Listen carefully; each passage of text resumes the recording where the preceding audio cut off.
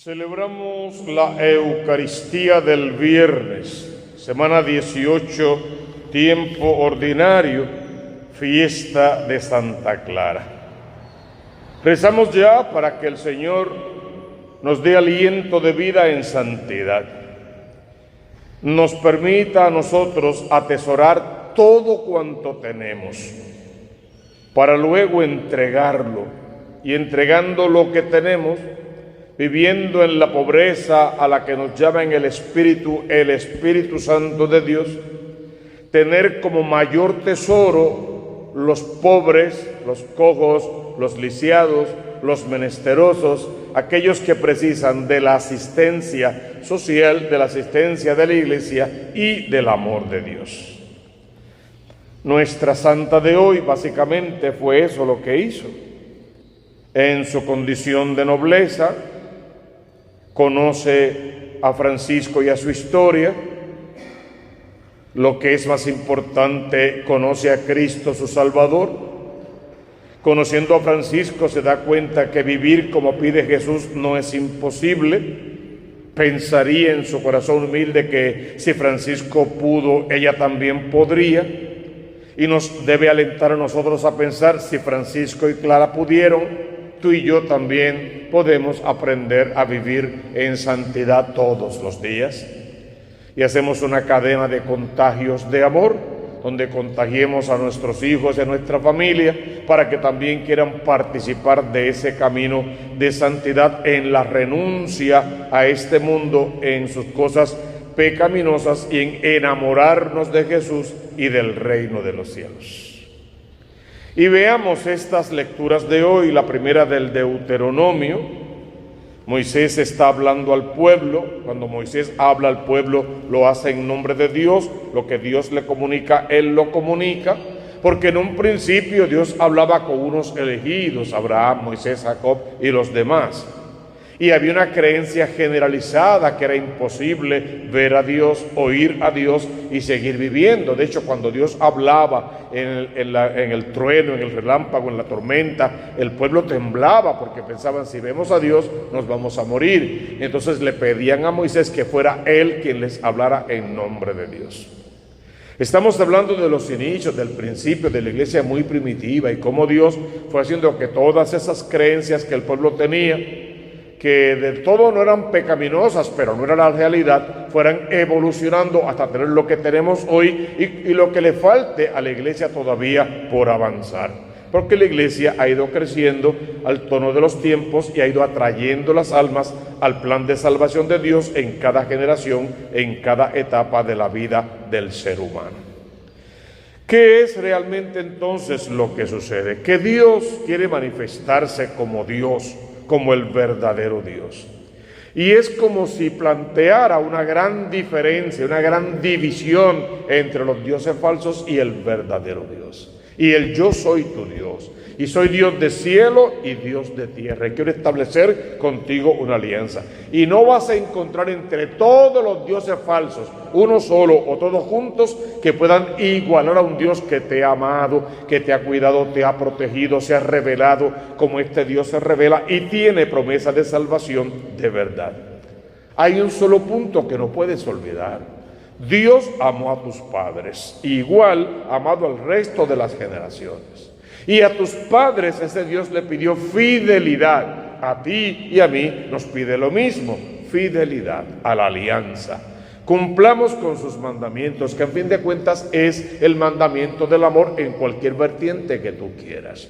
Cumplamos con amarnos bien, con sernos fieles mutuamente, con ayudarnos en el proceso de conversión diaria y de salvación. Cumplamos con los preceptos de la iglesia verdadera que Cristo fundó, y manteniéndonos fieles a ese Dios, Él mantendrá su fidelidad a la parte de la promesa que le toca, que es heredarnos el reino de los cielos. Así, esa primera lectura va a terminar diciendo: así pues, reconoce hoy y medita en tu corazón que el Señor es el único Dios, allá arriba en el cielo, aquí abajo en la tierra, que no hay otro. observa los mandatos y preceptos que yo te prescribo, para que seas feliz, tú y tus hijos, después de ti, y se prolonguen tus días en el suelo que el Señor tu Dios te da para siempre, lo que hace alusión a tus días en este suelo y a la vida eterna en el reino de los cielos. Reconozcamos esa verdad absoluta de esa primera lectura en el libro del Deuteronomio e intentemos vivir a la altura de lo que pide ahí, que es igual que vivir cumpliendo con nuestro bautismo, para que de esa manera sí podamos heredar el reino prometido. Y nuestra vida debe ser vivida según lo que el salmista cantaba hoy. Recuerdo las proezas del Señor, hago un memorial de todo lo que Dios ha hecho por mí, una revisión de lo que yo estoy haciendo por Dios, veo la congruencia entre ambas cosas, y si reconozco que mi hacer no equipara en nada a lo que Dios pide y quiere, necesito convertirme diariamente y acercarme cada vez más al planteamiento de santidad que Dios pide a cada uno de sus hijos.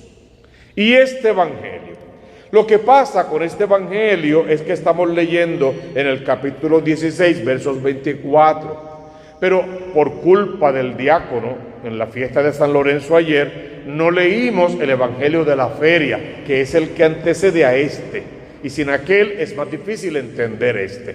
Pero perdonamos al diácono, está bien, era su fiesta, reconocemos lo que eran esos evangelios y entonces vemos lo que eso significa. Este es el capítulo 16, verso 24. Pero este capítulo comienza lógicamente en el verso 1 y podemos detenernos en el verso 13 y siguientes. ¿Se acuerdan? ¿Quién dice la gente que soy yo? Unos dicen que eres fulano, sutano, mengano y perencejo, Juan Bautista, es el profeta Jeremías, Elías o alguno de los grandes profetas. Y esa respuesta estaba bien, pero era la parte humana de Jesús.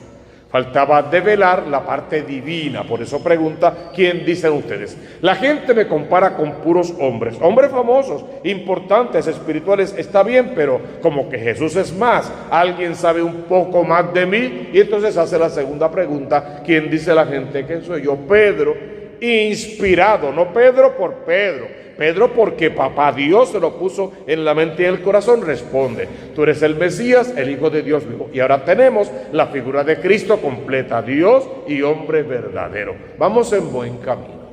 Como Pedro es designado por Dios para esa revelación, Jesús lo premia. Tú eres Pedro, sobre esta piedra edifico mi iglesia, los vientos del mal no prevalecerán sobre ella, te entrego las llaves del reino, lo que tú ates queda atado, lo que desates queda desatado. Y ya, conocemos la historia bien, es toda esa confesión de fe y esa base de la iglesia verdadera. No pasaron 2 minutos, o quizás pasaron días y lo pintan de esa manera en la Biblia y está bien. Y Jesús hace una confesión. El Hijo del Hombre va a subir a Jerusalén y lo van a matar, le van a hacer, le van a deshacer, una historia. Espérate, que ya Jesús nombró a Pedro papa, cabeza, piedra, y Pedro se la creyó mal, como nos pasa a muchos de nosotros muchas veces. Y ya Pedro creía que él podría salvar al Salvador del mundo, y allá va Pedro a salvar a Jesús. Jesús, no, de ninguna manera, sobre mi cadáver, tú no vas a subir a Jerusalén. Y él pensó que harían una fiesta como la que hicimos ayer para el diácono, le comprarían una medallita, una placa y se la colgarían al pecho y a la pared. Porque está salvando al Salvador. En una iglesia paralela, en un pensamiento distinto al de Cristo, en una falsa interpretación del evangelio, en un pastoreo que no es el de Dios, otra cosa, pero él cree que está salvando a Jesús. Y se encuentra con el zapatero de su pueblo. Apártate de mí, Satanás. Tú piensas como los hombres, tú no piensas como Dios. Ahí terminaban esos evangelios. Apártate de mí. Y el nombre que le pone después de haber nombrado la piedra, Satanás. ¿Por qué? Estás pensando como los hombres. Quieres ser Dios pensando como los hombres. Vas a apartar a los hombres de Dios con ese pensamiento puramente humano, con esa falsa interpretación del evangelio, con esa manera muy tuya de ver la fe. La fe solo se ve a la luz del Espíritu Santo de Dios. Apártate de mí. Y ahora Jesús no va a pasar la manita a nadie. Pero está bien si piensas diferente o sientes diferente, como cada quien tiene derecho a hacer según sientes. Si hoy te sientes gato, pues sé gato. Si mañana perro, pues sé perro. No hay problema, sean todos felices, llévense bien, sálvense todos. No hay problema con eso. Jesús no va con esas niñerías ni tonterías. ¿Tú quieres salvarte? Carga con mi cruz a cuestas.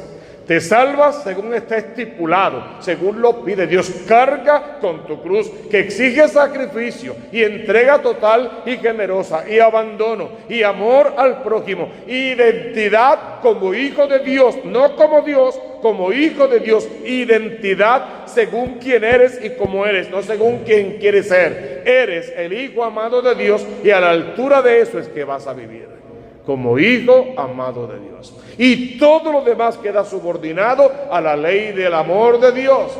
Entonces no es tu opinión, no es tu parecer, no es lo que te gusta más, no es tu preferencia particular, es lo que Dios manda. Y Dios manda a vivir en santidad. Sean santos como el Padre del cielo es santo. Sean felices, disfruten, gocen, brinquen, salten, bailen, pero no pequen contra Dios, no pequen contra su identidad de hijos amados de Dios, no pequen contra el otro, no pequen contra la vida, no busquen dioses falsos, no se prostituyan de ninguna manera, y no cambien el plan de salvación de Dios por ninguna ideología de última hora que terminan siempre apartando a la gente de Dios y echándolos al desperdicio humano. Cristo es muy firme en el evangelio de hoy. El que quiera venir en pos de mí, que se niegue a sí mismo, que cargue con su cruz de cada día y que me siga, porque quien quiera salvar su vida la perderá, pero el que la entregue, el que la pierde, ese la encontrará. Lo que significa ese se salvará.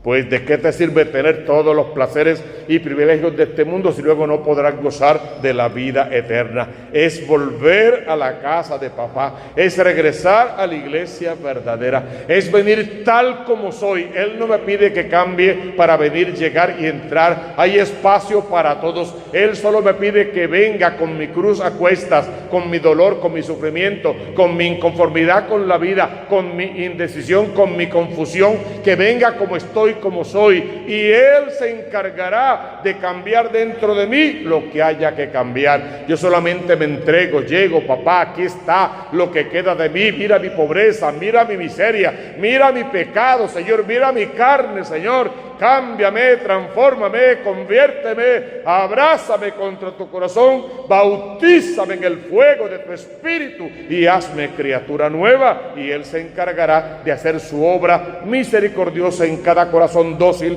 que venga a su casa buscando perdón y misericordia. En verdad les digo que algunos de los aquí presentes no gustarán la muerte hasta que vean al Hijo del Hombre en su reino. Como dice ahí, eso sí, toda aquella gente se murió, porque la Biblia fue escrita para aquellos y para nosotros. Y de los que estamos aquí y los que en un futuro leerán esto, alguien estará justamente vivo para ver al Hijo del Hombre llegar exactamente como lo vimos irse. Y es la grandeza de la palabra, que es tan antigua como nueva, tan progresista, que a cada hombre de cada época le va a dar una respuesta contundente, siempre y cuando querramos cargar nuestra cruz de cada día y vivir a la altura de lo que somos los hijos amados de Dios, creyéndole al Evangelio, esperando en su palabra y sabiendo que Dios está con nosotros y de nuestra parte. ¿Quién entonces en contra nuestra? Y así todo lo demás vendrá por añadidura.